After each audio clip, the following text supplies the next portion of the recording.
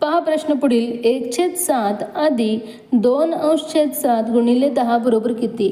तर पहा इथे बेरीज आणि इथे गुणाकार आहे. मग आधी आपल्याला गुणाकारची क्रिया करायची. मग 1/7 अधिक 2 गुणिले 10 20 होणार आहे आणि छेद 7 कारण इथे काही नाही म्हणजे काय असणार आहे 1. मग अंशाचा गुणाकार अंशाशी, छेदाचा गुणाकार छेदाशी.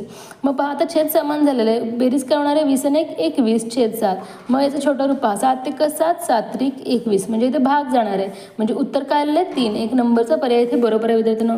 पुढील प्रश्न आहे तुषारकडे 21,000 रुपये होते. त्यातील 15% रक्कम प्रवासासाठी, 25% रक्कम घर खर्चासाठी व 10% रक्कम औषधोपचारासाठी खर्च झाली व उरलेली रक्कम बँकेत ठेवली. तर बँकेत किती रुपये ठेवले हे आपल्याला विचारले. मग या सर्वांची आपल्याला बेरीज करायची आहे. 25 अधिक 15 40 आणि 40 आणि 10 50. मग 21,000चा आपल्याला काय करायचं आहे 50% काढायचं आहे. मग याचं उत्तर येणार आहे 10,500. 2 नंबरचा पर्याय बरोबर आहे विद्यार्थ्यांनो. हे सगळं सॉल्व्ह करून तुम्ही